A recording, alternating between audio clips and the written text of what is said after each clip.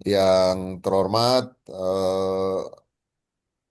Bapak Bapak dan Ibu anggota komite yang join lewat eh, Zoom.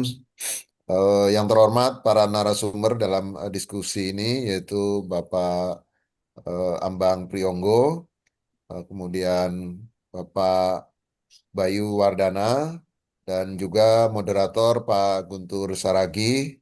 Yang terhormat para pimpinan organisasi pers, eh, dan para hadirin yang mengikuti diskusi kita pada siang hari ini. Pertama-tama, mari kita manjatkan puji syukur kehadirat Tuhan Yang Maha Kuasa yang telah memberikan kesehatan kepada kita semua sehingga kita pada hari ini bisa mengikuti diskusi, seri diskusi ya, yang membahas mengenai perjanjian perdagangan resiprokal Indonesia Amerika Serikat, khususnya yang berkaitan dengan eh, kerjasama perusahaan platform digital.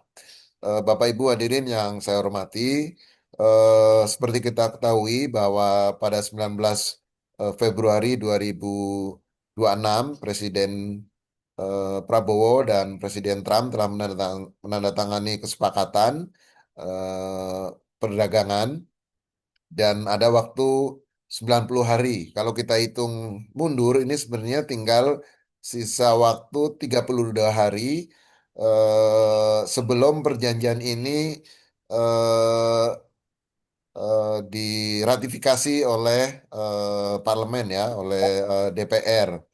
Apakah ini akan disetujui semua atau disetujui sebagian?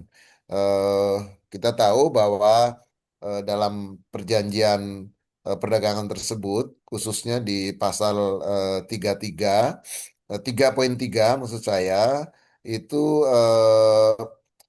sangat berbeda dengan Perpres 32 tahun 2024 tentang tanggung jawab perusahaan platform digital untuk mendukung jurnalisme berkualitas. Karena dalam perjanjian tersebut tidak ada lagi kewajiban perusahaan platform untuk bekerja sama dengan perusahaan pers di Indonesia, terutama dalam kaitan lisensi berbayar, bagi hasil dan berbagi data agregat.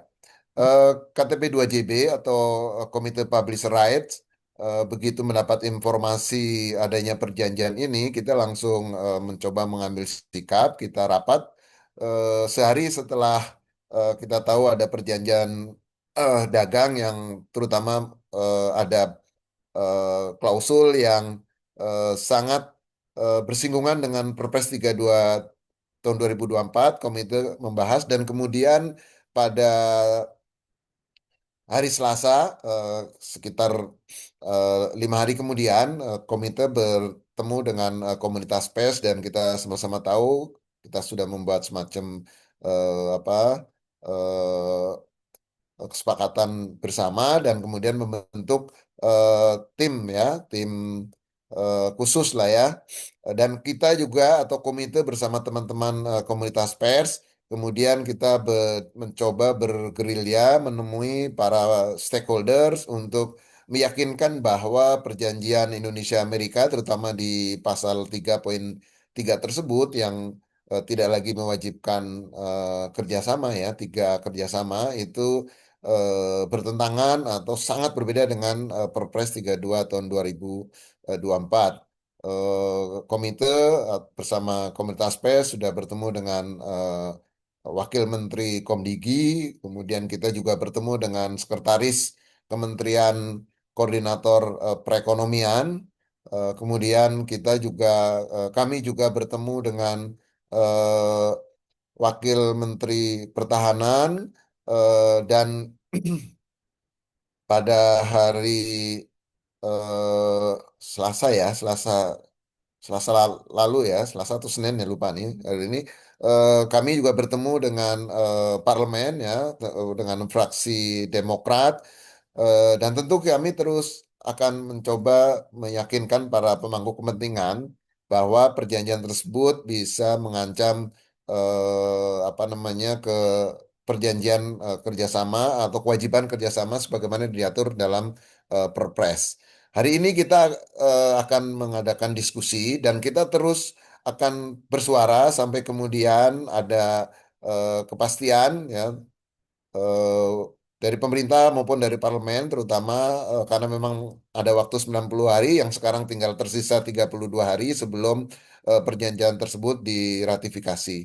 Dalam pertemuan komite dan komunitas pers dengan para pihak yang tadi kami sebutkan mulai dari Komdigi, Kementerian Pertahanan dengan SES Kemenko Perekonomian dengan DPR mereka sebenarnya eh, kalau saya tangkap pandangannya itu relatif sama bahwa selagi Perpres itu masih ada, ya masih berlaku, maka eh, prinsipnya perjanjian tidak boleh bertentangan dengan peraturan perundangan yang ada di Indonesia. Meskipun demikian, eh, tetap kita akan berusaha meyakinkan agar apa namanya poin tiga, eh, pasal 3.3 dalam perjanjian tersebut agar dibatalkan atau ditinjau kembali. Dengan demikian apa namanya kewajiban perusahaan platform digital untuk bekerja sama dengan perusahaan pers di Indonesia bisa terus kita dorong. Dan mudah-mudahan diskusi kita hari ini apa namanya akan banyak mendapatkan informasi untuk kemudian tentu kita akan mengambil langkah-langkah atau sikap ke depan supaya perjuangan pers Indonesia bisa dalam apa namanya dalam memperjuangkan hak-haknya bisa terwujud. Saya pikir itu selamat mengikuti diskusi. Terima kasih. Wassalamualaikum warahmatullahi wabarakatuh. Selamat siang, salam sehat, dan salam sejahtera buat kita semua. Waalaikumsalam.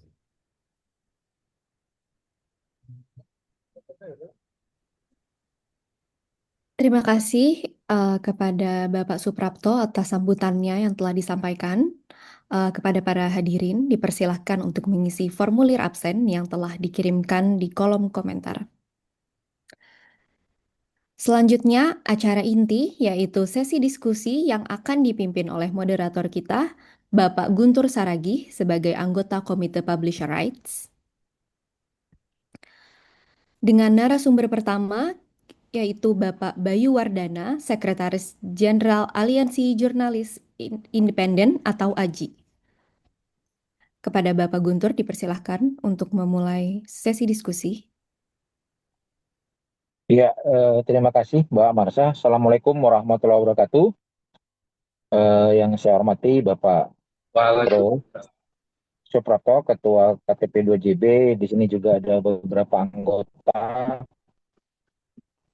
Ada tentunya Pak Ambang sebagai narasumber, ada Pak Heri Kurniawan, ada Pak Damar, Bu Indri, Pak Sasmito. Yang saya hormati Pak Bayu, narasumber yang menjadi dalam kegiatan ini, dan Bapak Ibu para praktisi di bidang pers ataupun praktisi di dunia platform digital.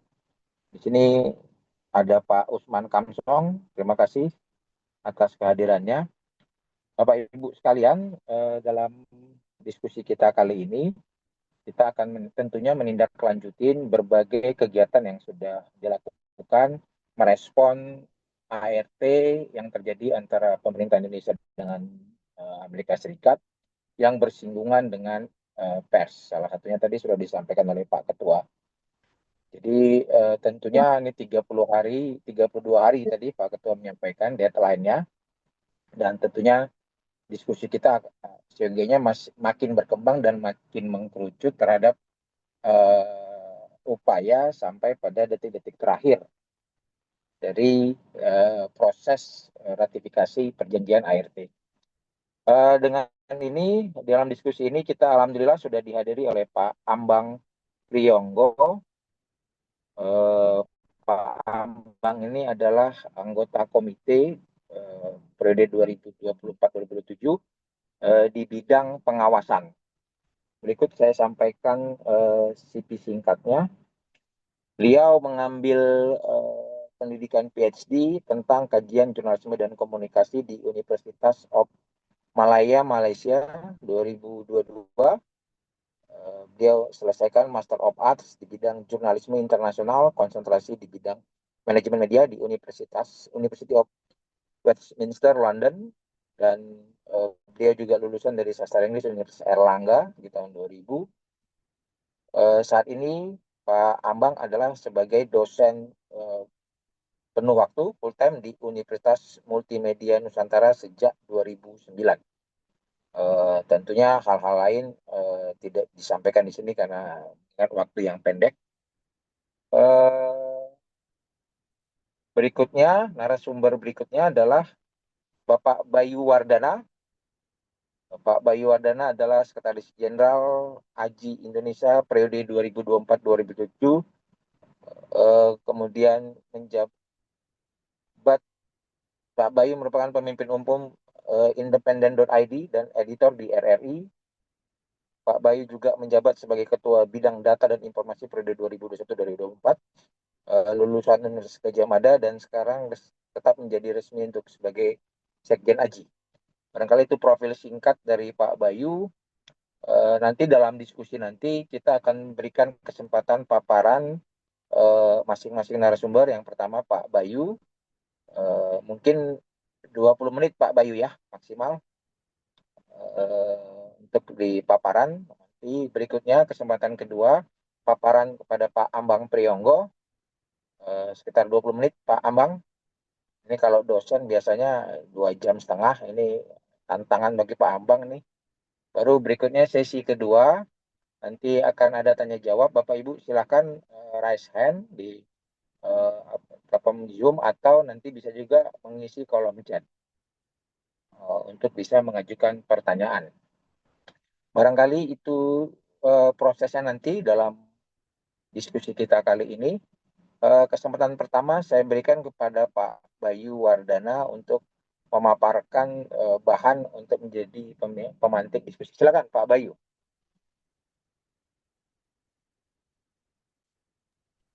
Ya, terima kasih Pak Guntur. Selamat siang semuanya. Suara saya cukup terdengar ya, Seperti Jelas, jelas penyiar, Pak Pak Bayu. Bayu. karena saya sedang di perjalanan. Saya minta bantuan untuk ditayangkan materi saya. Mohon maaf agak singkat-singkat, tapi mungkin saya akan jelaskan lebih panjang. Langsung saja slide berikutnya. Memang kita titik beratnya di kalau dengan KTP 2JB ini kan di 3.3 ya, tapi sebenarnya kita semua komunitas pers itu untuk yang baru bergabung ya, kita fokus di 2.2 dan 3.3. Kenapa 2.2? 2.2 ini adalah membuka kemungkinan atau membuka peluang investasi Amerika ya, khusus Amerika 100% di bidang broadcasting, televisi dan radio. Sementara di undang-undang penyiaran, jadi ini bertabrakan ya, itu kan maksimal 20% investasi asing. Atau kalau di undang-undang pers, 20% paling besar lewat saham terbuka, investasi terbuka, pasar modal. Nah, kenapa undang-undang kita, dua undang-undang itu membatasi investasi asing? Memang salah satu background-nya adalah supaya ya informasi ini atau berita informasi ya, kalau TV kan ada hiburan dan sebagainya, itu eh, di oleh orang Indonesia sendiri, tidak ada asing boleh 20%, meskipun ada juga pandangan bahwa kalau investasi asing masuk itu akan meningkatkan kompetisi ya. Umpamanya kalau TV CNN itu 100% Amerika itu, kemudian nanti Kompas TV jadi lebih bagus karena saingannya luar negeri. Tapi sebenarnya tidak begitu. Artinya para pembuat undang-undang itu menginginkan minimal bolehlah asing ikut tapi 20. Semangatnya itu. Nah, lanjut mungkin di slide berikutnya. Nah, ini yang memang jadi tanggung jawabnya KTP 2JB ya, 3.3. Jadi Indonesia kira-kira nggak boleh lah masih menerapkan apa, lisensi berbayar atau ya kemudian apa, profit sharing model ya, yang sebenarnya menjadi tugasnya KTP 2JB atau Komite Pembayaran untuk memediasi pembagian uang yang atau profit yang adil antara perusahaan pers dengan platform.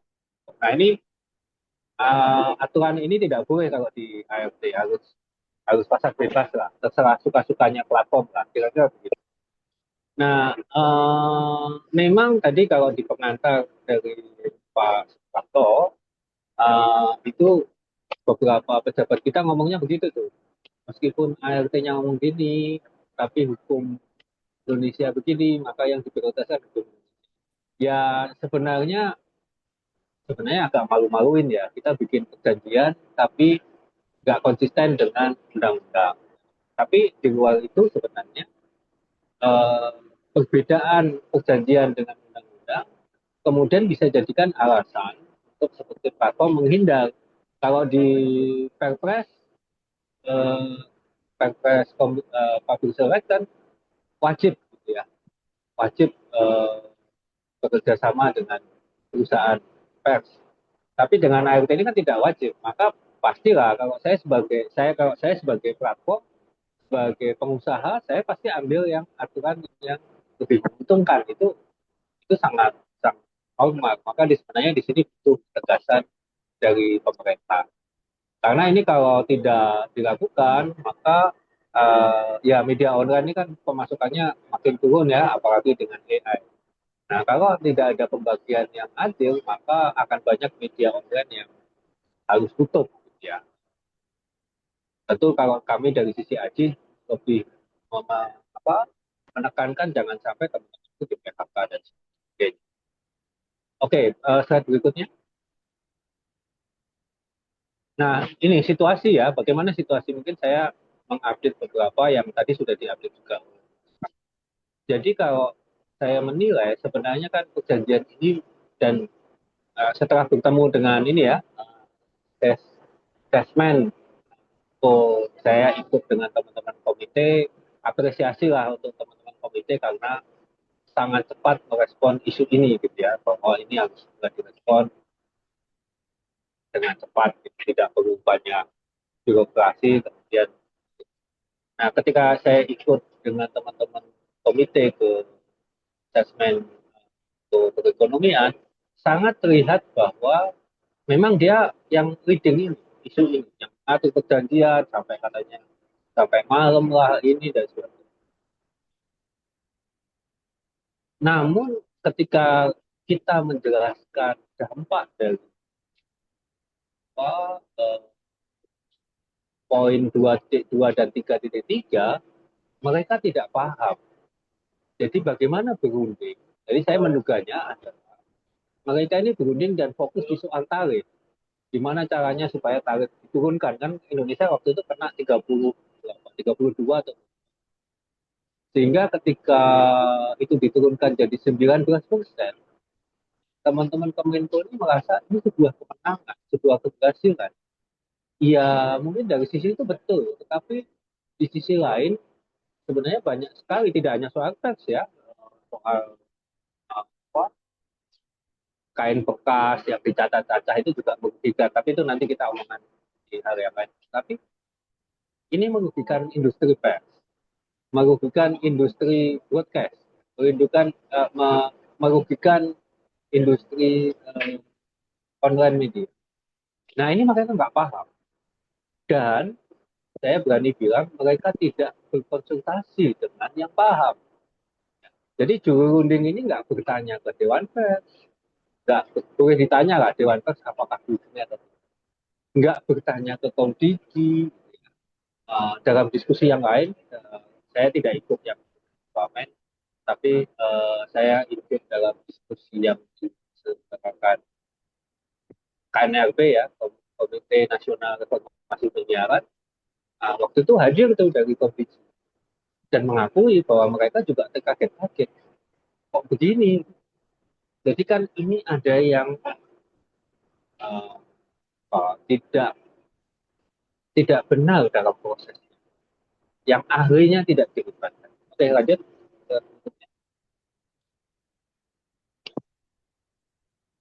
Boleh berikutnya. Oke, nah mungkin terakhir ini saya nggak sampai 20 menit nanti biar uh, tambah. Apa yang bisa dilakukan?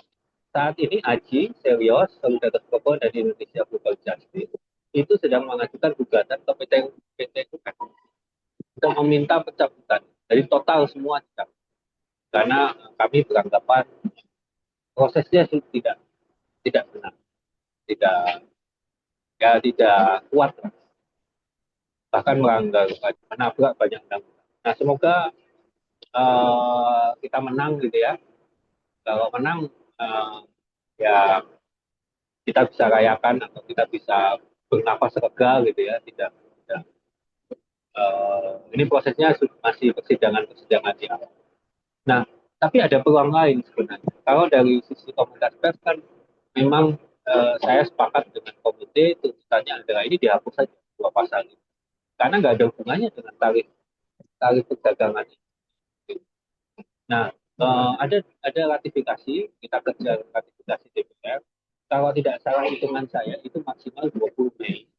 Eh, tentu sebelum itu ya ada ratifikasi.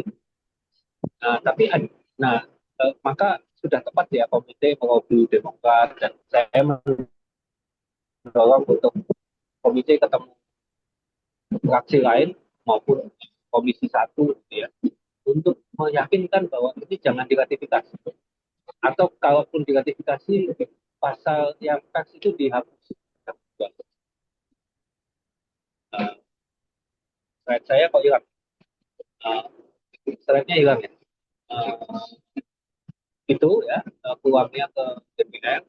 Tapi sebenarnya ada peluang lain juga dalam perjanjian pemerintah Indonesia dan uh, punya namanya forum konsultasi. Jadi kalau mau mencabut, mau membatalkan, meskipun itu beberapa poin, itu mereka boleh bersurat. Jadi tidak perlu mulai dari awal, tapi mana yang mau kamu cabut, mana yang kami setuju atau tidak. Nah, sebenarnya pemerintah juga punya merevisi uh, agreement perjanjian itu supaya tidak merugikan industri pers, merugikan pers pada.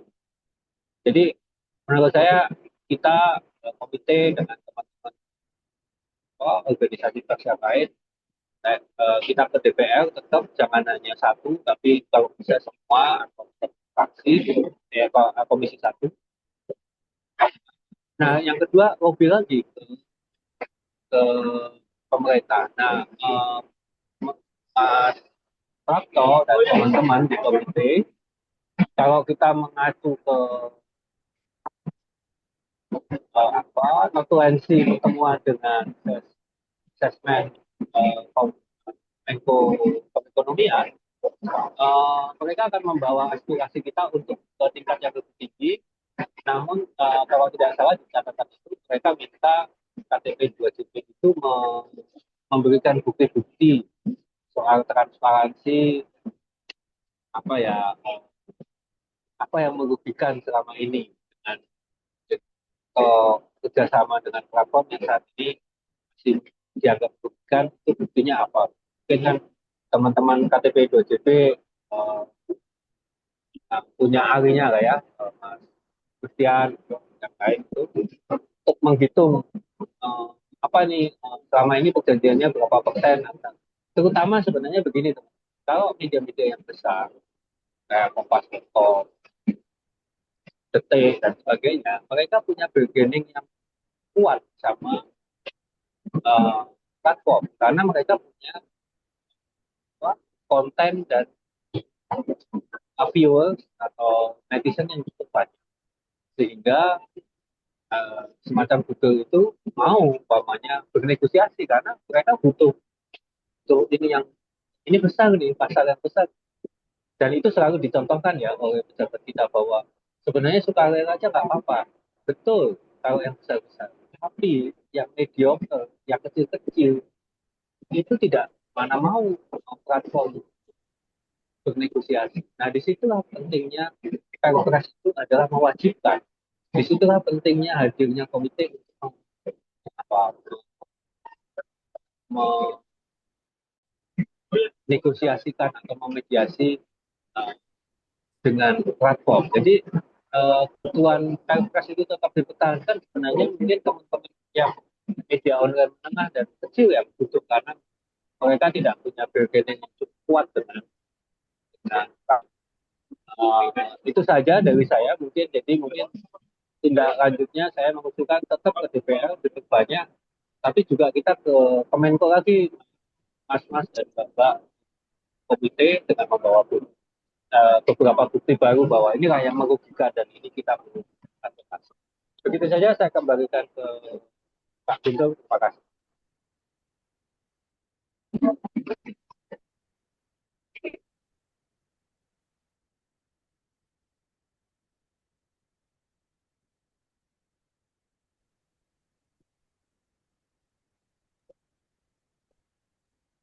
Silahkan ke moderator lagi.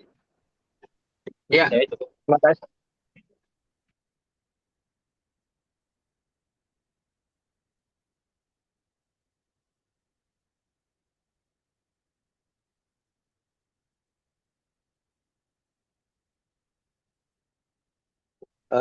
Kesempatan berikutnya saya berikan kepada Pak Ambang.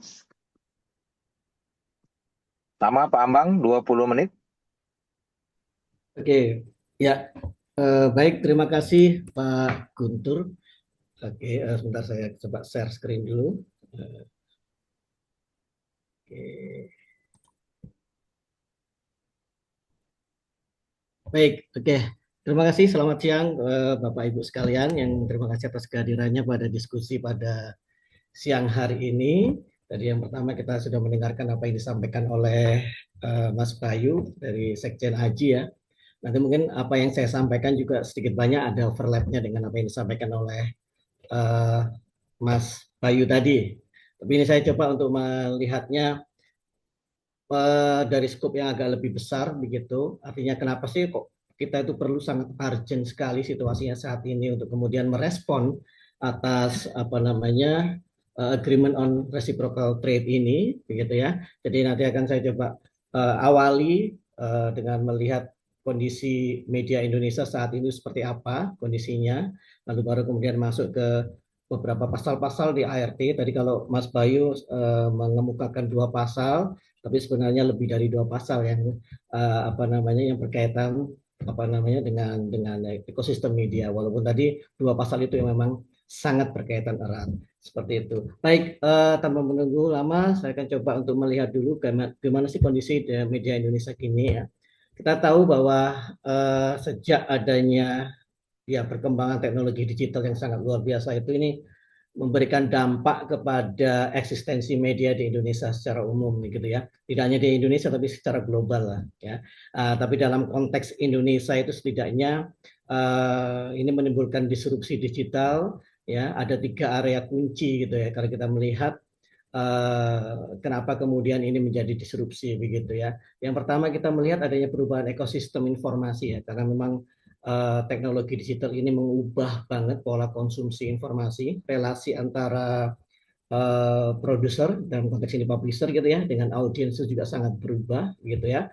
Kemudian pola konsumsi atau akses informasi dari audiens juga sangat berubah seperti begitu. Kemudian yang kedua ini kita juga meng-highlight pendapatan utama media itu kan dari iklan ya, tetapi ini sangat menurun tajam gitu ya, karena memang belanja iklan sangat menurun. Kemudian yang ketiga, ini yang teman-teman mungkin sudah mengetahui semua ya, belakangan ini kita sering mendengar kabar yang menyedihkan gitu terkait gelombang PHK massal ya. Gitu ya. Coba kita dalami ini satu persatu agak lebih detail gitu ya. Yang pertama dulu perubahan ekosistem informasi. Ya kita tahu bahwa selama ini ada perubahan fitur gitu ya. Kalau dulu audiens itu lebih mengakses langsung misalnya ke medium yang disediakan oleh publisher gitu ya, tapi sekarang ini audiens itu lebih suka atau menyukai untuk mengakses berita ataupun informasi justru melalui platform digital gitu ya. Jadi walaupun mungkin beberapa media itu mereka masih tetap bertahan menggunakan landing page mereka sendiri-sendiri atau laman sendiri-sendiri, tapi faktanya bahwa audiens itu tidak langsung masuk ke sana, tapi seringkali kemudian melalui media sosial atau platform-platform digital gitu ya. Dan data-datanya juga sebenarnya cukup membuktikan hal itu ya. Ini ada beberapa data yang memang kalau kita melihat perubahan apa namanya pola konsumsi ini ya, bagaimana misalnya platform news platform itu ya yang paling banyak dipakai justru memang melalui social media base begitu ya. Ini kebetulan ada hasil riset oleh teman-teman dari UMN, kemudian saya juga bergabung di sini gitu ya, yang disupport oleh IMS, apa namanya International Media Support begitu. Ini belum rilis lengkapnya, tapi ini sedikit saya berikan bocoran. Hasilnya memang sempat kami presentasikan pada Local Media Summit waktu itu ya, tapi di akhir tahun lalu. Tapi ini detailnya memang belum, laporan detailnya masih akan kita rilis sebentar lagi lah. Tapi ini sedikit bocoran saja buat teman-teman bahwa memang kalau kita melihat dari data temuan kami itu social media base itu yang menempatkan posisi yang paling tinggi. Jadi mereka prefer yang media yang preferable ya. Jadi audiens itu lebih menyukai untuk mengakses berita itu justru melalui sosial media gitu ya. Nah, kalaupun kita bicara frekuensinya juga kita bisa melihat di situ rata-rata ya yang everyday itu nggak begitu banyak juga ya, 1-2 kali seminggu, ada yang 3-5 kali dalam sepekan begitu ya. Jadi angkanya kira-kira seperti begini. Ini kan menunjukkan memang ada perubahan pola akses begitu ya. Berikutnya ada data juga dari, kalau kita melihat data dari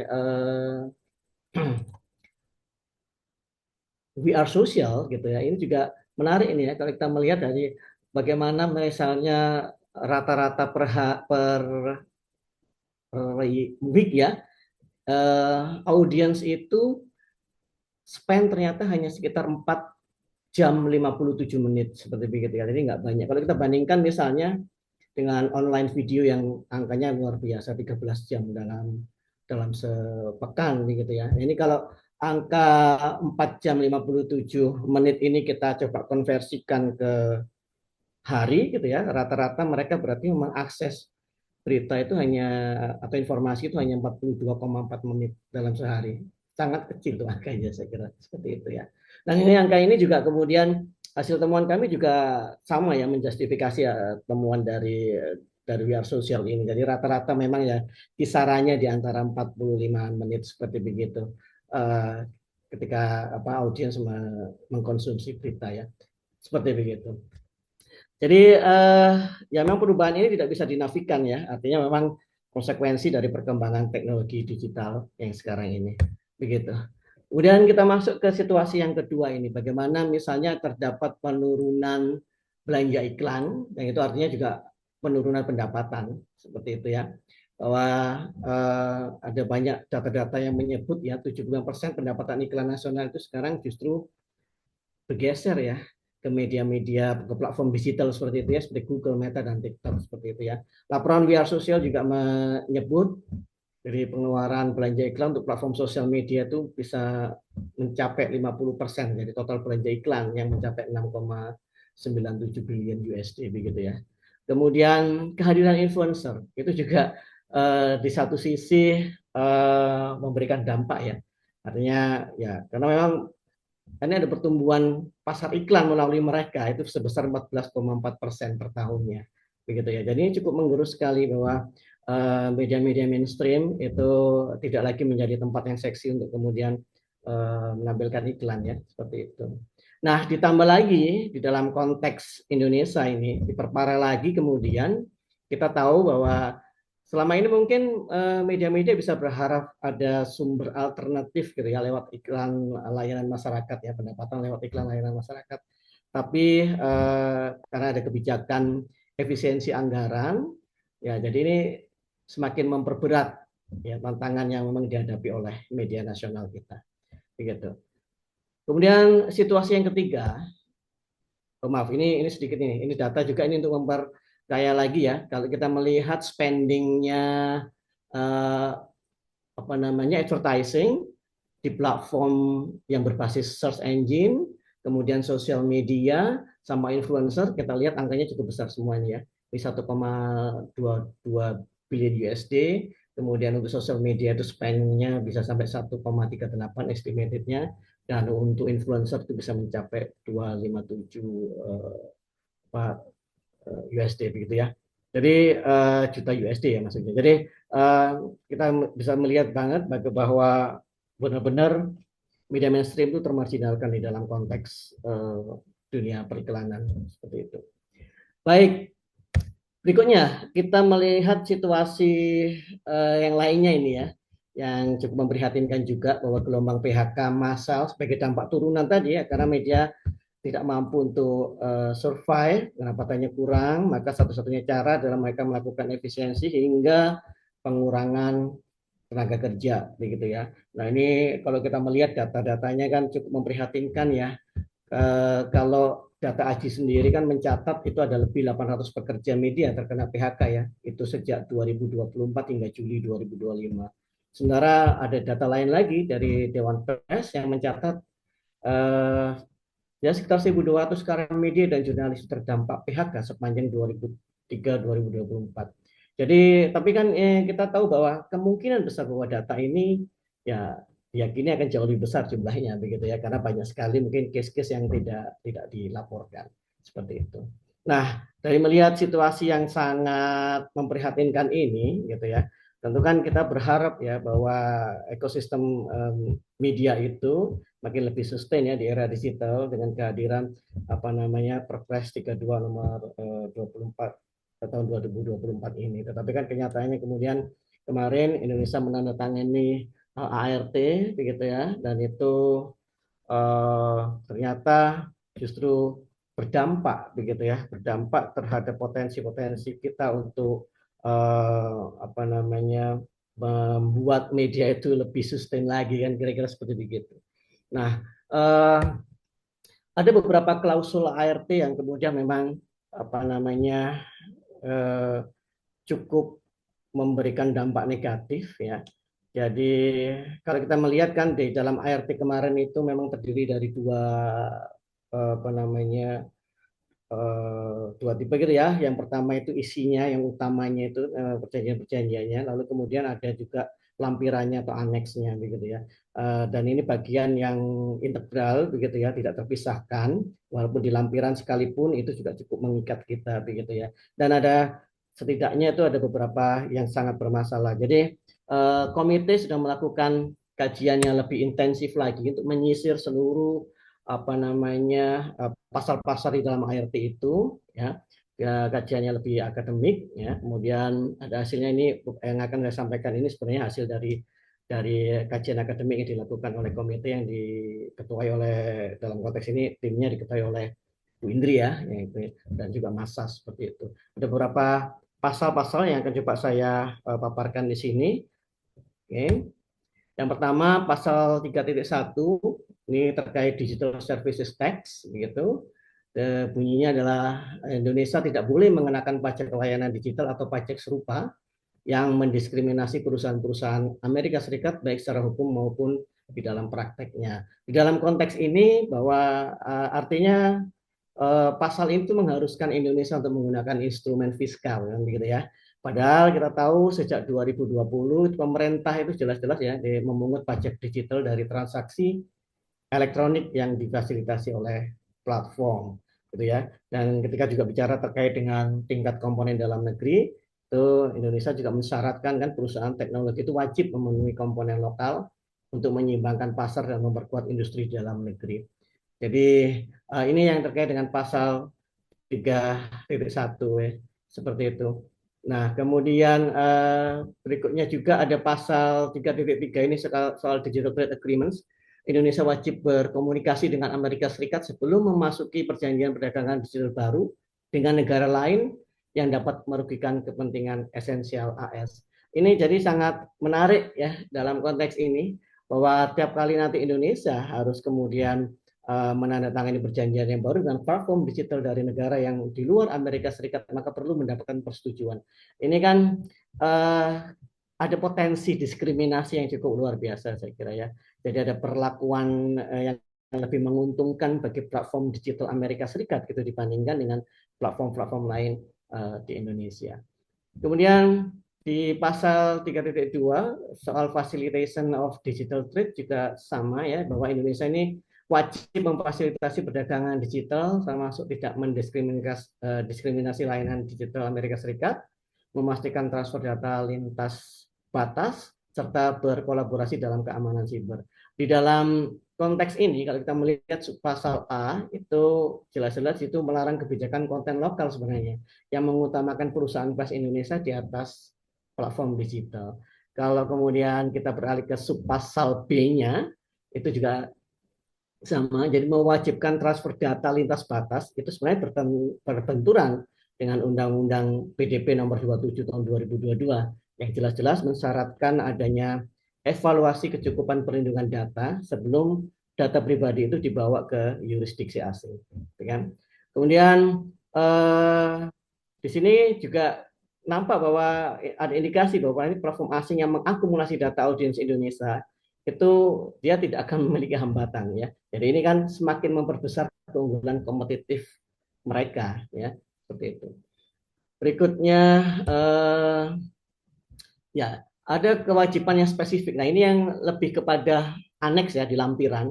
Jadi kalau di ART itu kan ada dua bagian ini, ada teks utamanya, kemudian ada lampiran. Nah di aneks ini juga ada kemudian beberapa pasal-pasal yang cukup problematik yang berimplikasi kepada media, ya. Nah, contohnya yang ini pasal 3.1, ya, Indonesia wajib menghapus tarif atas produk tidak berwujud yang dan menangguhkan kewajiban deklarasi impor untuk transmisi elektronik. Di dalam konteks ini berarti nanti artinya konten berita dan media digital asal Amerika Serikat apapun bentuknya, artikel, video, podcast itu ya mereka dapat masuk ke pasar Indonesia dengan bebas biaya ya, dan tanpa adanya deklarasi impor gitu ya. Nah, hal ini itu tentu melemahkan kemampuan pemerintah ya di dalam memantau arus konten digital lintas batas ini, sekaligus juga mengurangi basis pengenaan PPN-nya atas konten digital impor. Nah, tentu ini ya implikasinya ya menguntungkan platform konten dari Amerika Serikat. Seperti itu. Kemudian di aneks 3 yang di pasal 3.2 itu juga bermasalah ya. Bunyinya adalah Indonesia harus memberikan kepastian mengenai kemampuan untuk memindahkan data pribadi keluar dari wilayahnya ke Amerika Serikat dengan cara mengakui Amerika Serikat sebagai negara atau yurisdiksi yang menyediakan perlindungan data yang memadai sesuai dengan hukum Indonesia. Jadi pasal ini bermasalah gitu ya. Karena mewajibkan Indonesia mengakui Amerika Serikat sebagai yurisdiksi adequacy secara otomatis melalui perjanjian dagang. Ini menyiasati mekanisme evaluasi yang diamatkan oleh Undang-Undang PDP nomor 27 tahun 2022. Gitu. Padahal AS tidak memiliki ya perlindungan data federal yang komprehensif setara dengan GDPR Uni Eropa misalnya seperti itu. Oke. Nah, berikutnya ada pasal yang paling bermasalah lagi ini adalah tentu tadi juga sempat diungkap oleh Pak Bayu ya di pasal 3.3 ini kewajiban untuk penyediaan layanan digital. Kita tahu bahwa di dalam Perpres kita nomor 32 tahun 2024 di pasal 5 huruf F itu jelas-jelas bahwa platform digital itu wajib untuk melakukan kerjasama. Lalu itu diperjelas lagi di pasal 7 bentuk-bentuk kerjasamanya itu apa saja. Jadi ada lisensi berbayar, ada bagi hasil, serta kemudian juga berbagi data agregat pengguna berita ya, dan atau bentuk lain yang disepakati. Tapi kalau kita melihat bunyi di pasal ini itu jelas-jelas ya secara plek-ketiplek itu memindahkan saja begitu kan. Jadi justru di sini Indonesia tuh wajib menahan diri dari mewajibkan penyedia layanan digital Amerika Serikat untuk mendukung organisasi berita domestik melalui lisensi berbayar, berbagi data pengguna dan model bagi hasil. Jadi ini sangat bertentangan seperti itu. Jadi dilarang secara eksplisit penggunaan paid licenses atau user data sharing, termasuk juga profit sharing model seperti itu. Nah, jadi ini pasal-pasal dari Aneks 3 sebenarnya yang bermasalah. Jadi yang terkait dengan pasal 3.1 penghapusan tarif, kemudian pasal 3.2 pengakuan AS sebagai jurisdiksi adequacy secara otomatis, dan juga pasal 3.3 yang larangan mewajibkan paid licenses, data sharing, serta profit sharing kepada platform AS. Nah, tapi tidak berhenti di situ, tadi juga sempat diungkap oleh Mas Bayu ya, ada juga pasal 2.28 ini tentang kepemilikan asing. Problematiknya adalah bahwa sudah jelas bahwa ketentuan ART tentang kepemilikan asing Amerika Serikat tanpa batas di dalam konteks penyiaran itu bertentangan dengan Undang-Undang Nomor 32 Tahun 2002 ya tentang penyiaran, terutama dari pasal 17 ayat 2, karena memaksimalkan itu hanya mengatur bahwa maksimal hanya 20% kepemilikan asing ya, dengan minimal 2 pemegang saham. Terus kepemilikan asing AS tanpa batas di sektor penerbitan itu juga bertentangan dengan Undang-Undang Nomor 40 Tahun 99 tentang pers ya, terutama di pasal 11, karena modal asing tidak boleh menguasai mayoritas, itu harus di bawah kisaran 50% seperti itu. Nah, PR kita cukup berat ini ke depan, tapi tentu kita harus usahakan. Kita tahu bahwa ketika kita bicara dari perspektif ekonomi platform, ya kita paham bahwa ada 3 tipologi sebenarnya yang memang akan selalu muncul. Yang pertama adalah dominasi, kita dominan begitu ya. Yang kemudian ada mutualisme, sama yang ketiga itu terkait dengan otonomi begitu ya. Kita tahu bahwa kalau dari perspektif ekonomi platform, platform itu akan selalu berusaha untuk kemudian mengurangi mutualisme, dia membatasi mutualisme dari user gitu ya. Dalam konteks ini tuh usernya adalah publisher gitu ya. Dan juga mengurangi membatasi otonomi dari publisher. Tapi kita tahu bahwa di dalam konteks ini ya, dinamika yang seperti ini itu tidak statis gitu ya. Jadi kita masih ada Pak Ambang, ya. boleh dipersingkat Pak Ambang untuk waktunya? Baik, ini sebentar lagi Pak. Oke, baik. Tapi kita tentu butuh peran di sini ya. Ada stage yang juga cukup berpengaruh dalam konteks ini. Ada civil society yang cukup berperan dalam konteks ini, dan juga ada market seperti itu. Jadi memang ini butuh usaha bersama untuk kemudian kita coba membuat atau menggolkan atau menggagalkan bahkan ya kalau perlu. Karena kita juga rekomendasi komite sudah jelas bahwa kita meminta pemerintah itu membatalkan atau menghapus ketentuan yang merugikan ekosistem pers di ART ini ya. Dan setidaknya bahwa meminta pemerintah untuk selalu melibatkan komunitas pers dalam penyusunan ART, khususnya ketentuan-ketentuan yang memang berkaitan dengan ekosistem pers. Oke, saya kira itu Pak Guntur untuk pengantar diskusi kita pada siang hari ini. Terima kasih Pak Ambang. Ya, Ya. lengkapi dengan dari Pak Bayu bagaimana pentingnya kehadiran Perpres ini ya, tetap bisa menjamin keberlangsungan. Barangkali langsung saja, tadi sudah paparan dari Pak Bayu dan Pak Ambang. Sesi yang kedua, sesi tanya jawab. Di sini ada beberapa senior yang hadir dalam forum. Mungkin boleh selain Pak Usman Kapsong, ada Pak Niel Tobing, Ibu Nani Aprida, Tom Haji, Bapak Makali Kumar, Bapak Mara Sakti Siregar. Monggo Pak, Bapak Ibu, untuk mengajukan pertanyaan. Kalau dari forum chat,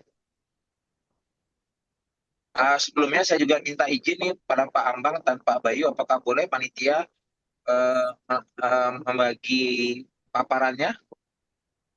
Tadi beberapa peserta memohon. Boleh Pak. Boleh Pak ya, silakan Silakan. Ya. Share paparan dari Pak Ambang dan Pak Bayu. Silakan.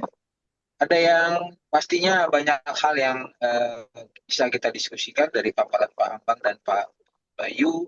Memang tadi kalau Pak Bayu katakan berharap ini bisnis saja, tentunya tidak. Makanya ada keberpihakan negara, salah satunya bukan dalam Perpres 32. Karena memang kalau bicara mekanisme pasar, tentunya saja itu bisa terjadi ketika tidak ada posisi dominan yang di salah satu pihak. Lagi kita ketahui berita aktual itu dikecualikan dalam hal Cina. Tadi Pak Amang juga menyatakan bagaimana kesulitannya di industri publisher dengan menurunnya pola perilaku konsumsi. Pak Usman, Pak Neil, Ibu Nani, Pak Makali, Pak Manas Regar, Bapak Ibu sekalian, silakan raise hand atau Bang, izin, menyampaikan. Bang, boleh Bang? Izin. Pak Neil, Bang Neil. Ya, izin. Teman-teman semua, terima kasih tadi atas presentasi yang disampaikan oleh Mas Bayu dan Mas Ambi ya.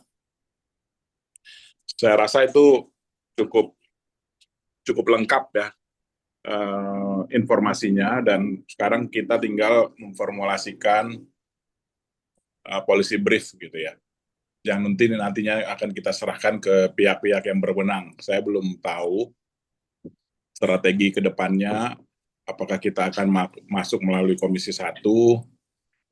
Yang pasti kalau Menko Polhukam mungkin agak sulit dan mungkin juga nggak ada gunanya, karena mereka adalah aktor intelektualnya gitu kan. Jadi mungkin suara kita mungkin yang dianggap paling efektif dan mungkin masih ada, maksudnya sisa-sisa saluran yang bisa kita gunakan adalah melalui DPR, terlepas kondisi DPR seperti sekarang ini gitu ya. Nah, berbicara mengenai policy brief, tadi saya juga udah sampaikan di grup,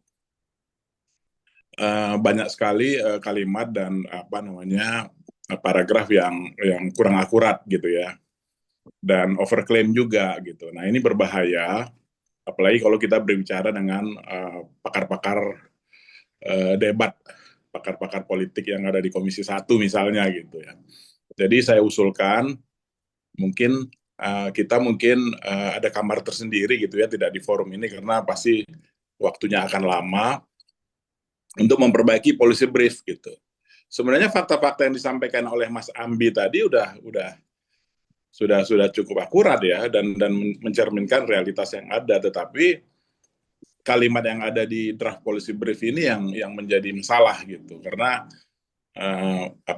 misalnya ada kata-kata memberikan hak veto gitu ya, itu kan sesuatu yang overclaim, sesuatu yang interpretatif dari kita gitu. Jadi jangan terjadilah hal-hal seperti itu gitu. Jadi saya siap kapan ada waktu dari komite, saya siap. Saya juga udah ada beberapa masukan, malah sudah lengkap, dan terserah nanti mekanisme seperti apa kita bertemu ataukah kita Zoom terpisah, silakan saja, saya ngikut aja waktunya gitu ya. Kemudian yang kedua, balik ke 90 hari tadi yang disampaikan Mas Bayu. Kita nih harus hati-hati membacanya gitu ya. Jadi kalau 90 hari itu menurut pengertian saya gitu ya, 90 hari itu bukan tanggal 20 Mei gitu ya. Gitu ya, bicaranya bukan tanggal 20 Mei. Gitu. Tetapi 90 hari itu adalah proses ART ini baru mulai berlaku 90 hari setelah kedua negara menyelesaikan seluruh proses hukum internal. Jadi setelah proses ratifikasi atau apapun namanya di DPR gitu ya, barulah kemudian pemerintah menyampaikan informasi ke Amerika misalnya bahwa kita sudah menyelesaikan seluruh proses internal kita. Gitu. Nah, 90 hari kemudian lah baru berlaku. Menurut interpretasi saya, di dalam 90 hari itulah kita kemudian bisa melakukan judicial review. Karena apa? Mungkin karena nanti yang diratifikasi ini kan statusnya sebagai mungkin ekuivalen kepada undang-undang gitu ya. Apakah kita atau kalau misalnya di bawah undang-undang, which is tidak mungkin gitu ya. Artinya kita di dalam 90 hari itu bisa melakukan proses judicial review ke Mahkamah Konstitusi gitu. Apa yang menjadi tidak kesesuaian dengan peraturan yang ada gitu. Itu yang kedua. Kemudian yang ketiga, ini kan ada klaim dari pemerintah gitu ya, bahwa kalau ada hal-hal yang bertentangan dengan local law gitu ya, itu menjadi tidak berlaku. Mungkin kita harus elaborasi lagi tuh, karena itu klaim sepihak mungkin ya, yang mungkin tidak akurat tetapi disampaikan oleh orang-orang sekitar presiden kepada presiden pada saat ketemu dengan para pemret tuh. Jadi itu perlu digarisbawahi lagi sehingga dengan meng-highlight itu kita bisa berargumentasi dengan Komisi 1 misalnya bahwa ART ini memang sudah banyak sekali melanggar aturan-aturan yang ada gitu. Bukan sebaliknya bahwa karena ART-nya melanggar maka tidak menjadi berlaku gitu. Jadi posisi itu tuh harus jelas tuh dari kitanya gitu. Nah, kemudian yang terakhir ya, karena saya nggak mau panjang-panjang, rekomendasi gitu ya. Rekomendasi ini harus jelas gitu ya. Apa sih yang kita mau? Apakah membatalkan pasal 333? Apakah karena apa gitu, harus jelas tuh alasannya gitu. Kemudian kalau di sini kan disebutkan meminta pemerintah membatalkan atau menghapus ketentuan yang merugikan ekosistem pers. Jadi kita mungkin harus lebih spesifik gitu ya. Kita nggak usah bicara dengan industri yang lain, kita bicara dengan industri pers saja, karena memang tanggung jawab kita semua yang ada di sini untuk menjaga keberlangsungan industri pers gitu, bukan industri yang lain gitu. Jadi mungkin rekomendasinya juga nanti di tempat terpisah saya akan kasih usulan untuk kemudian bisa didiskusikan kembali dengan teman-teman yang ada di tempat ini. Mungkin itu dari saya, Bang. Kurang lebihnya mohon dimaafkan. Terima kasih. Terima kasih, Bang Nil. Solusi praktis dan taktis strategis barangkali nanti tentu ini bisa menjadi masukan bagi langsung nih mungkin ketua komite untuk menindaklanjutinya. Tapi terhadap substansi tadi kita ke Komisi 1, kemudian kita membuat policy brief dan kita fokus kepada industri pers, barangkali bisa ditanggapi oleh para narasumber atau mungkin pandangan lain dari para narasumber terhadap pernyataan Bang Nil. Silakan Pak Bayu dan Pak Ambang.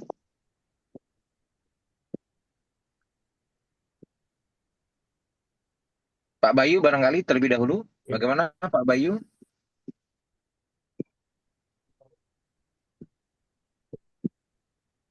Oke, mungkin ada gangguan jaringan. Pak Ambang, silakan Pak Ambang. Baik, terima kasih Pak Guntur. Saya kira tadi masukan yang cukup menarik ya dari Pak Nel ya. Oke, kita saatnya memang lebih detail lagi gitu ya usaha kita. Jadi sudah disampaikan tadi beberapa aspek. Saya kira sih saya sangat setuju sih. Jadi memang kalau soal policy brief memang kita masih perlu untuk ini kan tahapnya masih kita perlu review lagi ya. Jika ada masukan-masukan dari catatan-catatan yang soal overclaim atau apa itu saya kira cukup menarik sih memang kita memang itu ada tafsiran-tafsiran kita gitu tapi yang mungkin kita perlu backup dan ya memang butuhlah apa namanya masukan-masukan dari seorang Pak Nil yang mungkin dari perspektif hukum kita supaya lebih paham gitu ya. Dan nanti kita mungkin penyusunan diksi yang lebih pas seperti apa, kemudian support dengan data-data lain apalagi yang mungkin kita perlu untuk apa namanya sajikan di dalam policy briefnya. Saya kira ya cukup bagus lah apa yang disampaikan oleh Pak Nil tadi. Begitu sih kalau dari saya Pak Guntur. Ya, terima Ya. kasih Pak Ambang. Pak Bayu, apakah bisa kontak? Silakan Pak Bayu. Ya, makasih Pak Guntur. Ya itu tadi masukan ya dari Bang Nil ya. Saya kira bagus kalau ditampung dan ini kita diskusikan lah soal policy brief.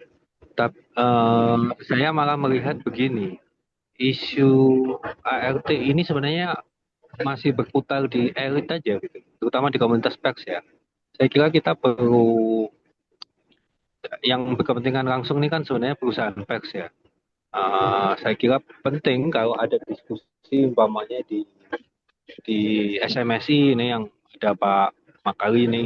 SMI sendiri dengan anggota-anggotanya mendiskusikan dan bersuara. Saya kira bukan hanya asosiasi tapi juga anggota-anggotanya yang yang bersuara. Kemudian ada AMSI di sini, ada CMSI ya, terutama untuk yang yang platform, tapi juga ATVSI ini. Teman-teman ATVSI juga harus banyak bersuara soal investasi asing nih gimana. Kemarin di Nusantara TV sudah ada diskusi bagus.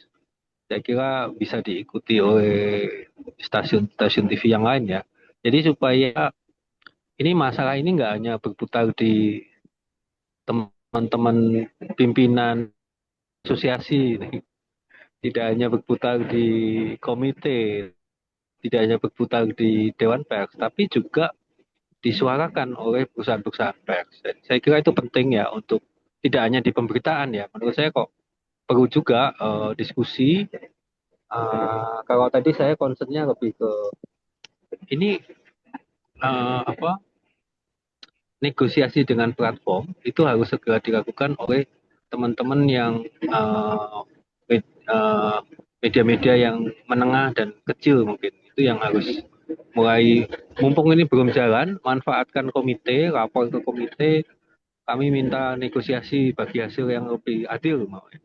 Nah, jadi dengan mengadu dan berkasus di komite mungkin itu juga akan memberikan tekanan supaya ART ini dihapus ya yang pasal-pasal itu. Karena kemudian kan kelihatan oh memang banyak perusahaan pers yang butuh bagi hasil yang lebih adil dengan platform. Saya melihatnya ke sana jadi tidak hanya kita lobby bertemu atau juga kita bikin policy brief itu penting semua karena itu nanti dasar yang akan dipertimbangkan oleh pemerintah maupun DPR, tetapi juga bahwa ini jadi masalah banyak pihak, terutama perusahaan pers, rasa-rasanya kok perlu diadakan gitu ya, entah talk show di TV-TV, perusahaan pers digital bikin diskusi dan sebagainya dan sebagainya. Begitu Pak Guntur saya kembalikan. Ya, makasih Pak Bayu. Tadi ada penambahan juga untuk tidak hanya di level elit, tapi sampai kepada para praktisi yang berhadapan langsung, Pak Bayu ya. Jadi isu ini bisa terus menggema dan tentunya saya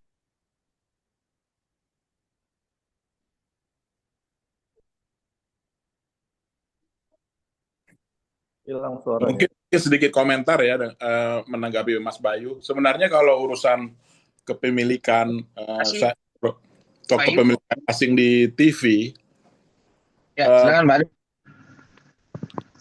Ini cuma catatan kecil dari saya, ini pendapat pribadi ya.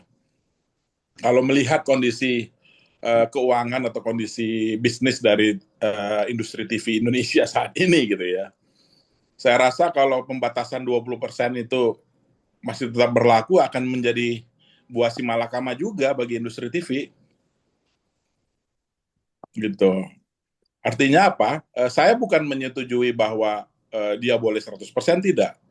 Tetapi yang namanya investor, termasuk investor asing tentunya, kalau dia hanya disuruh menyediakan dana atau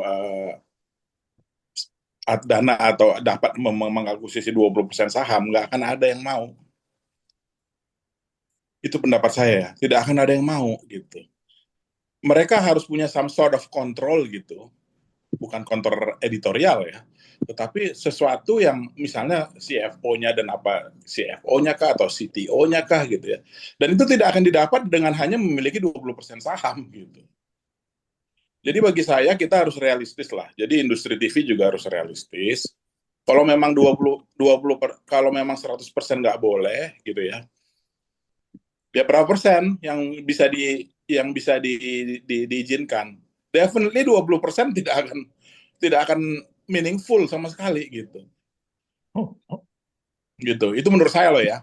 Ini ada Bang Usman juga di sini yang juga sangat mengerti benar gimana kita berjuang di TV dan gimana modal kita juga udah habis-habisan untuk hanya menggaji karyawan misalnya gitu. Jadi itu tambahan aja dari saya, bukan untuk jadi tapi ini sebagai masukan saja bahwa kalau kita terlalu strict mengatakan bahwa kita hanya mau 20% itu juga mungkin salah strategi juga menurut saya gitu. Terima kasih. Makasih, Bang Nil. Ini langsung tadi Bang Usman sudah disebut Bang Nil ini. Iya, Silakan Bang Usman tanggapannya. iya. Saya sih agak sependapat dengan Bang Del tuh soal investasi tuh ya, karena betul sekali kita ini kan sangat membutuhkan investasi ya secara umum semua industri. Jadi setuju sih kalau itu barangkali tidak menjadi bagian yang kita perjuangkan, apalagi oleh komite ya. Komite ini kan urusannya publisher right, dan publisher right itu adanya di urusan pasal 3.3. Kalau yang tadi soal investasi di perusahaan penyiaran ya TV, itu saya kira wilayah kita juga sebetulnya, tapi lebih spesifik ke misalnya TVRI dan para pemilik lah. Oke, tapi saya mau sampaikan terkait dengan apa langkah kita selanjutnya. Jadi kan kalau kita lihat lebih dalam lagi, perjanjian itu sebetulnya tingkat yang paling tinggi dalam hubungan kedua negara dalam kaitannya dengan ekonomi ya. Yang pertama biasanya MOU, kemudian ada di bawahnya lagi ada LOI ya, Letter of Intent. Nah, perjanjian ini memang sudah kuat dia. Karena perjanjian sudah ada tanda tangan kedua belah pihak begitu loh. Ya, sudah kuat. Jadi kesalahan pemerintah kita adalah tidak memeriksa dulu apakah pasal-pasal eh, sejumlah pasal itu bertentangan dengan peraturan perundang-undangan di negara kita, apakah akan merugikan komunitas tertentu di masyarakat. Ya, Pak Prabowo dalam menjawab pertanyaan Eno itu juga kan dapat contekan ya. Dapat contekan kalau kita lihat videonya itu, artinya dia sendiri jangan-jangan nggak paham juga tuh. Ya, jangan-jangan Kemenkomdigi juga tidak dimintai pendapat sebelum ada pasal 33 itu. Gitu. Artinya apa? Ini kan sudah disepakati oleh kedua belah pihak, sudah ada tanda tangan itu masing-masing kepala negara ya. Begitu kan ya? Dalam perjanjian itu sudah ditandatangani. Nah, melihat konstruksi politik di Indonesia, kita lihat di parlemen itu komposisinya seperti apa, maka kemungkinan besar ini akan mendapat persetujuan ART itu akan diratifikasi oleh parlemen. Artinya kalau dia kemungkinan besar akan diratifikasi, maka nanti dia akan mendapat persetujuan melalui undang-undang. Artinya dia sudah setingkat undang-undang. Ya, sudah setingkat undang-undang. Pertemuan teman-teman dengan pemerintah, dengan DPR, saya kira itu jawaban-jawaban respons di panggung depan, begitu loh. Ya, di panggung depan, kalau pakai teori dramaturgi, artinya tidak otentik pada dasarnya. Ya, dia menjawab seperti itu karena memang dia tahu itu yang diinginkan oleh kita, gitu loh. Ya. Nah, dengan demikian, kalau memang kemungkinan besar atau hampir pasti bahkan ini akan diratifikasi oleh parlemen, maka tahap yang harus kita lakukan menurut saya menyusun JR, judicial review. Ya, judicial review. Karena kan tingkatannya itu udah pada undang-undang tuh dia tuh. Ya, undang-undang kan ke Mahkamah Konstitusi. Tapi kalaupun di bawah undang-undang, misalnya nanti kita periksa, ya kita tetap juga bisa menggugat itu ke Mahkamah Agung misalnya. Menurut saya itu ya, karena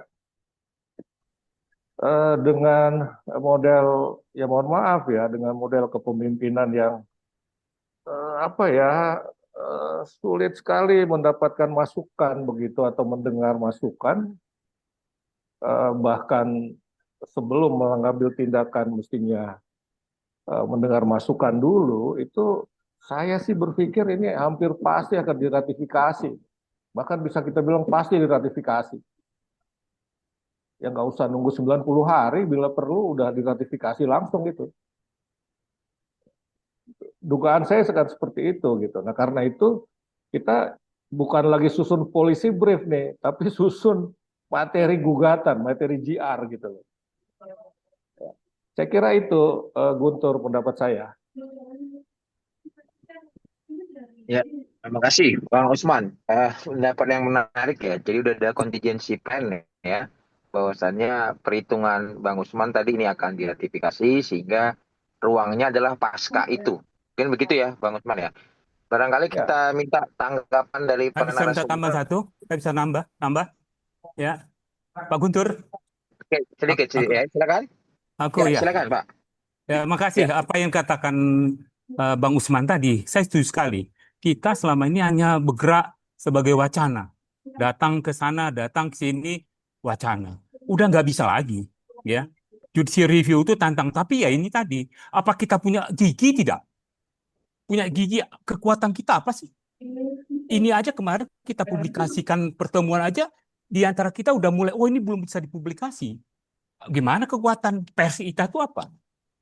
Ya, baru digelinding sama Makali satu berita, baru gelinding saya udah ini internal ini udah gelinding, udah telat. Apa yang katakan Bang Usman saya setuju sekali. Hanya kita sebagai wacana pergi ke sana, pergi ke sini, tapi tidak ada tekanan, tidak ada push kita. Kita tidak mempunyai kekuatan, pers kita nggak ada. Nanti tahu-tahu seperti Bang Usman kata, udah diratifikasi. Begitu veto, begitu di paripurna, nggak ada kekuatan lagi. Jangan-jangan sampai judicial review itu nggak ada punya kekuatan. Siapa yang berani menolak keinginan presiden kita? Ini udah jelas loh. Dan isunya ini sekarang bukan isu kita, isu dunia itu kan sekarang kita tenggelam isu kita.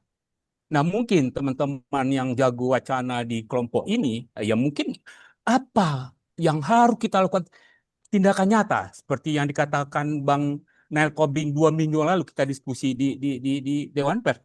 Itu nggak ada lagi sebenarnya, hanya sekedar minta tanggapan, pakai diskusi di sini. Ini hanya sebagai untuk diskusi di antara kita boleh-boleh aja. Tapi apa yang diinginkan oleh Bang Usman, apa yang kata Bang Nel, itu yang harus kita lakukan. Pers kita itu harus kita paksa. Mau apa? Karena kita udah lumpuh total. Kalau kita jangkal kita berharap 20% tadi kata Bang Nel, udah nggak bisa apa-apa lagi kita. Ya mungkin lah sekarang kita lihat sesama di lingkungan kita aja nggak kuat ya. Apa yang dilakukan oleh Pak Suprapto sama teman-teman di KTP 2 JB ini kayaknya sebagai Eldorado, angin surga aja. Ya, ini yang saya lihat apa Bang Nel ini jelas ya. Nggak ada lagi. Kita berbuat apa sekarang? Apa yang kita lakukan? Pasti mau apa? Sehingga presiden kita mendengar sekarang presiden Amerika. Besok kemana? Besok ke sini. Itu habis waktunya kan gitu. Ini tambahan saya, kritik saya ya secara filosofi ya. Kalau enggak begini aja ya.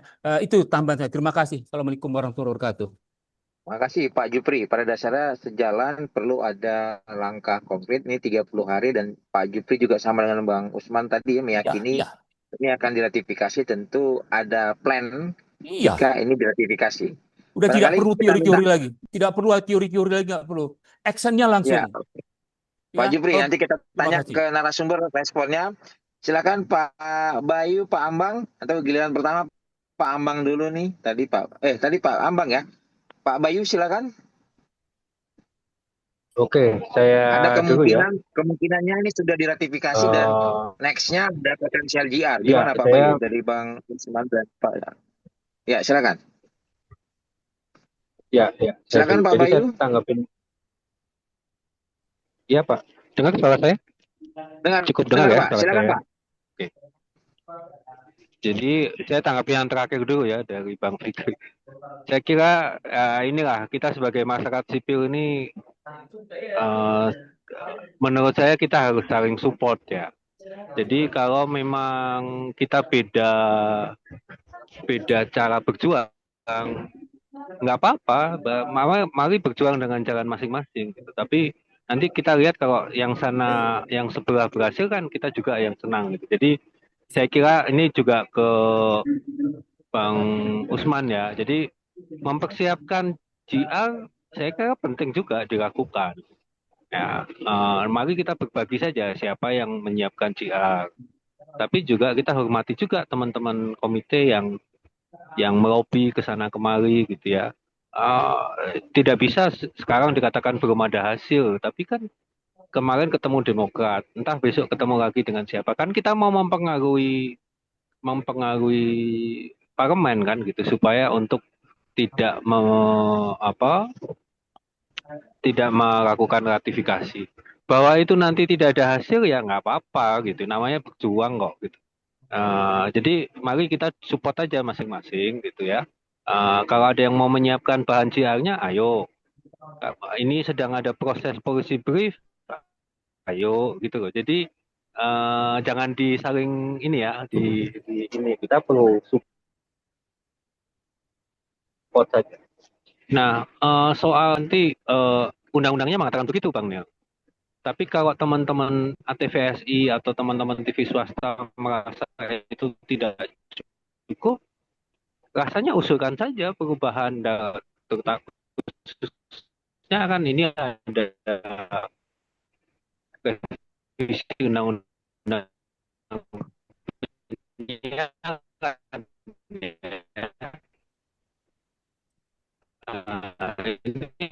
kesempatan untuk mengubah itu. Kalau dirasa api mungkin kalau kita sama-sama sepakat bahwa kita tidak yang kita tolak 100% ya kan gitu. Bahwa nanti idenya 60%, 50%, nah itu nanti. Jadi kita di forum ini saya kira kita tidak membahas berapa persen idealnya sebuah investasi asing di broadcasting, tetapi kita sepakat bahwa kita tidak mau 100%. Nah, itu menurut saya poinnya di sana. Maka mari kita perjuangkan agar yang 2.28 itu dihapus saja gitu supaya tidak memberi angin ke 100%. Betul, ini ratifikasi itu pasti kuat ya. Ini perjanjian agreement ini sangat kuat. Nah, saya sekali lagi mau mengangkat soal dalam perjanjian itu ada pasal, saya lupa pasal di terakhir itu, pemerintah Indonesia dan Amerika itu membentuk forum konsultasi. Sehingga ketika ada perjanjian yang dibatalkan, itu diperbolehkan kalau nggak salah harus diberitahu dalam waktu 30 hari sebelum. Umpamanya nih kita dapat tarif kembali berlaku 19% gitu ya. Terus kita nggak mau nih, wah kita batalkan aja lah 19%. Pemerintah Indonesia boleh tuh ngomong ke Amerika, tapi itu harus berlaku kalau ini tanggal 17 April berarti harus berlaku nanti 17 Mei gitu. Jadi tidak boleh diberlakukan besok gitu. Itu ada itu forum konsultasi dan cukup saling memberikan notifikasi. Nah, itu bisa dimanfaatkan sebenarnya. Itulah kenapa perlu melobi Kementerian Perekonomian. Ya. Mas Prapto dan kawan-kawan di komite kalau membaca notulensi hasil pertemuan kita 6 Maret ya kalau nggak salah itu, mereka salah satu tindak lanjutnya mereka mengajak untuk bertemu lagi. Ya. Jadi untuk mendalami mereka minta tadi ya apa yang menjadi merugikan dengan perjanjian sekarang ini antara platform dengan perusahaan pers. Nah itu saya kira sebelum Mei baik kalau kita ketemu lagi dengan Kemenko juga kita nagih ya kemarin yang sudah kita sampaikan sudah dibahas sampai di mana. Jadi saya kira semua jalan harus kita pakai, tapi mesti bagi-bagi, tidak bisa semuanya di satu jalan. Itu Pak Guntur, saya kembalikan ke moderator. Ya, terima kasih Pak Bayu. Berikutnya Pak Ambang, silakan Pak Ambang menanggapi dari Pak Usman dan Pak Patri. Ya, baik, terima kasih Pak Guntur.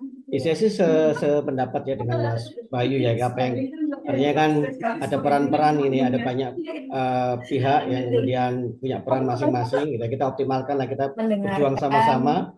penting Tapi untuk industri media. tapi Ini ujungnya apa? Acaranya ini suaminya maafin Tadi ini. unmute yang bocor nih. Silakan, ada acaranya mute yang bocor. komisi apa Mbak? Publisher Rights sama Sorry, Di sorry panitia, bocor nih panitia. di mute aja dari Nah, panitia. oke, baik, Oke. terima kasih. Ya, Silakan Pak Bang. Sorry, baik, maaf Pak Bang. ya, Silakan. saya ulangi lagi ya bahwa memang kan kita punya porsi dan peran masing-masing nih ya. Tapi kan tujuan utamanya kan sebenarnya sama ya. Jalan apa yang kita tempuh ya udah kita apa yang kita bisa lakukan ya kita lakukan. Saya kira komite juga sudah berusaha cukup keras ya. Kita juga sudah mempertimbangkan itu apakah apa namanya ini sudah pasti akan diratifikasi. Tapi kan juga belum jelas ini apakah nanti ratifikasinya dalam bentuk undang-undang atau mungkin peraturan yang di bawah undang-undang karena nanti kan mekanismenya juga pasti akan berbeda. Kalau undang-undang sudah pasti judicial review, tapi kalau misalnya perpres atau apa kan mungkin mekanismenya akan berbeda lagi kan seperti begitu. Tapi yang saya kira kemarin kalau kita tadi juga disampaikan Mas Bayu ya bahwa pertemuan terakhir dengan Kemenko Perekonomian sebenarnya kan mereka sudah mengirimkan respon ya ke kami ya ke komite begitu ya, dan memang ada hal-hal yang perlu kita tindak lanjuti untuk lebih memperjelas lagi. Tapi saya sih membacanya kalau dari respon Kemenko Perekonomian mereka sebenarnya apa cukup welcome lah gitu ya untuk melihat pandangan uh, yang disampaikan oleh komite mewakili tentu komunitas pers ya di dalam konteks Perpres 32 ini begitu ya. Jadi artinya masih ada chance juga di sisi sana. Tapi kalau kemudian ada kawan-kawan yang kemudian mau untuk bertindak menjelas apa namanya mempersiapkan dari aspek kemungkinan kalau nanti jadi undang-undang lalu untuk mempersiapkan judicial review ya saya kira itu tidak ada masalah juga sih. Jadi kita berjuang bersama-sama saja lah. Kira-kira seperti begitu sih Pak Guntur. Ya, terima kasih. Sudah Pak Bang. Ya, tentunya saja perjuangan ini terus gitu. Andai kata pun tadi skenario terburuknya seperti Pak Usman tadi dari Pak Ambang dan Pak Bayu juga mengatakan ya memang harus tetap lanjut berjuang begitu ya. Andai kata diratifikasi. Silakan Bapak Ibu, sesi terakhir. Silakan ada pertanyaan.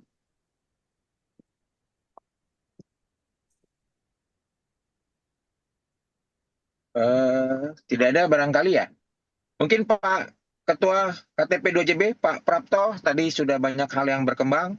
Tentunya tadi ada dari Bang Nil soal polisi brief yang dalam waktu pendek ini ya, 30 hari. Tentunya juga kita lihat tadi dari Pak Alkatri dan Pak Usman yang bicara agak beyond lagi gitu ya, perjuangan pasca ini andai kata kondisi terburuk tadi tetap diratifikasi. Dan mungkin sekaligus closing statement Pak Ketua. Baik, terima kasih Pak Guntur. Terima kasih masukan dari peserta diskusi ya, terutama tadi dari Bang Nel, Bang Usman Kamsong, apa namanya Pak Jufri dan juga para narasumber ya. Betul, waktu kita ketemu dengan Pak Ses ya, Pak Sekretaris Kementerian Perekonomian, Pak Susiwiono. eh, saya menangkap apa yang disampaikan oleh Pak Ses dan para deputi, dia belum mereka belum memahami secara utuh Perpres sehingga yang dikutip hanya pasal 7 yang menyebutkan bahwa memang di regulasi ini juga tidak ada kewajiban. Nah, dia bilang begitu kan setelah kita jelasin bahwa ada pasal 5, kemudian ada tugasnya komite adalah memastikan pemenuhan kewajiban platform digital dan segala macam, mereka baru baru ngeh lah kira-kira begitu ya sehingga mereka kemudian meminta masukan secara tertulis dan membuka peluang untuk diskusi lanjutan yang seperti tadi sudah disinggung oleh Pak Bayu. Nah, komite sendiri sebenarnya draft kita sudah menyiapkan draft ya. Sebenarnya sebelumnya akan diskusi dengan komunitas teman-teman komunitas pers ya. Tapi untuk menghemat waktu di internal komite kami menyiapkan draft eh, dan dan mudah-mudahan minggu depan sudah bisa kita selesaikan. Tetapi tadi masukan dari Bang Nel, tawaran dari Bang Nel menurut saya sangat positif. Eh, Tentu akan lebih baik kalau masukan dari kita dari komunitas pers tidak hanya tentunya tidak hanya dari KTP 2JB tapi juga dari komunitas pers. Kita godok bersama dan kemudian nanti kita mengajukan surat kembali kepada Kementerian Perekonomian dan para pihak lah ya, karena kita masih akan terus bertemu dengan para pengambil keputusan ya, meskipun tadi Pak Jufri menyuarakan supaya ada langkah konkret ya. Memang kita sekarang langkahnya konkretnya ya bertemu dengan mereka yang punya kuasa ya. Kita kan nggak bisa membatalkan. Sudah membawa ini police brief yang bisa kita usulkan untuk menjadi masukan tertulis buat mereka. Saya pikir itu Pak Guntur, mudah-mudahan eh, apa namanya ya minggu Ah, depan lah ya, minggu depan kita bisa undang hmm. para senior ya semuanya untuk khusus mendiskusikan masukan tertulis dari kita. Kira-kira gitu Bang Nil ya, Bang Usman Kamsong, terima Ya, kasih saya masukan-masukannya mau dan tanya satu hal, Pak Ketua. siapa? Semenjak ART itu ramai diperbincangkan, bagaimana proses komite untuk memastikan ya platform digital ini melaksanakan kewajibannya dalam hal ya itu bagi hasil, kemudian berbagi data dan ya bagi hasil lah yang paling sering dilakukan itu seperti apa nasibnya? Betul, Bang Usman. Kita memang akan undang mereka juga ya. Nah, untuk untuk memastikan, untuk menanyakan sekaligus memastikan tanggapan mereka dengan adanya draft ART tersebut. Karena sejauh ini kami menganggap atau komite atau KTP 2JB menganggap bahwa kita masih tetap memberlakukan menjadikan Perpres 32 2024 ini sebagai regulasi yang sah dan berlaku. Dan kemudian kita juga akan mengadakan kegiatan ini, kita akan undang juga mereka. Mudah-mudahan ada respon ya, ada respon positif ya. Ini memang belum ada jawaban dari mereka ya. Kita sudah kirimkan suratnya. Kira-kira gitu. Nanti kita update lagi perkembangannya. Kira-kira gitu, Bang Usman. Oke, ya soal Terima kasih. bagus itu saya kira Pak Ketua sebab biasanya justru platform ini kan menjadikan ini sebagai alasan untuk Iya. menunda dan seterusnya ya. Tapi dengan kegigihan lah komite, saya kira itu bagus sekali lah. Makasih Pak Ketua. Ya, Bang Usman, siap. Makasih. Terima Mungkin kasih. tambahan Pak Ketua sedikit, tambahan dari yang Silakan Bang Nil. tadi. Ya, Kan pemerintah dalam QQ dalam hal ini Komdiji, Menteri dan Wamen selalu mengatakan bahwa justru ini lebih bagus ada ART sehingga nanti bisa dilakukan secara sukarela gitu. Mungkin quote seperti itu mungkin bisa disampaikan juga ke platform gitu ya. Bahwa hey ini ART ini seperti ini, menunggu ratifikasi ya, mari kita ikuti apa yang disampaikan oleh Menteri dan Wamen Komdiji gitu. Jadi jangan sampai ada kesan bahwa mereka memang sengaja menunda sampai ini diratifikasi. Karena kalau udah diratifikasi memang masalahnya beda lagi tuh gitu. Mungkin itu aja sih, mungkin sebagai bagian dari diskusi atau bagian dari pembicaraan dengan platform nantinya gitu. Terima kasih. Terima kasih, Bang Nil. Terima kasih. terima kasih Bang Nil. Yang pasti kita harus ketemu duduk bareng lagi nih Bang Nil, Bang Usman, Pak Jupri, Bapak Ibu sekalian. Barangkali sudah semua ya pertanyaan diberikan dan sudah dijawab oleh para narasumber bahkan oleh ketua. Barangkali bisa kita akhiri diskusi kita kali ini dengan sebuah pantun.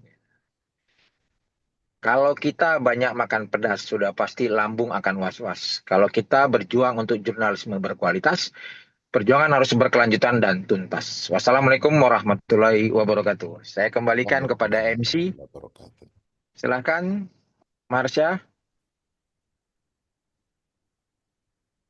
Baik, terima kasih kepada Bapak Bayu dan Bapak Ambang atas kontribusi dan dalam diskusi kali ini juga keikutsertaan dari Bapak-Bapak dan Ibu-Ibu sekalian. Hadirin yang terhormat, demikian rangkaian acara diskusi hari ini. Sebelum acara kami tutup, kami akan melakukan sesi foto bersama yang akan dipimpin dan diarahkan oleh sekretariat oleh admin KTP 2JB. Jadi dipersilahkan untuk menyalakan kameranya untuk sesi foto bersama.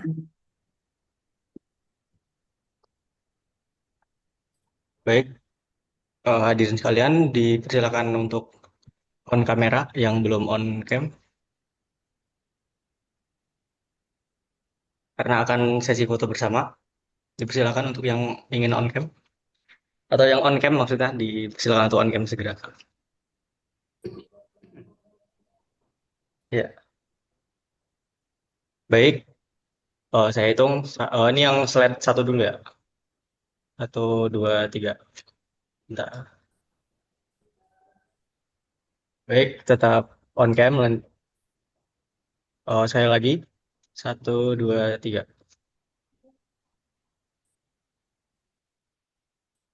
Baik, mungkin terakhir 1, 2, 3. Baik, terima kasih untuk kembali kepada MC. Kepada para hadirin, terima kasih atas kehadiran dan perhatiannya. Kepada para hadirin dipersilakan juga diingatkan kembali untuk mengisi absen yang telah dikirim di kolom chat. Saya Marsha selaku pembawa acara memohon maaf apabila selama pemandu acara terhadap kekurangan atau hal yang kurang berkenan. Saya ucapkan terima kasih. Selamat siang.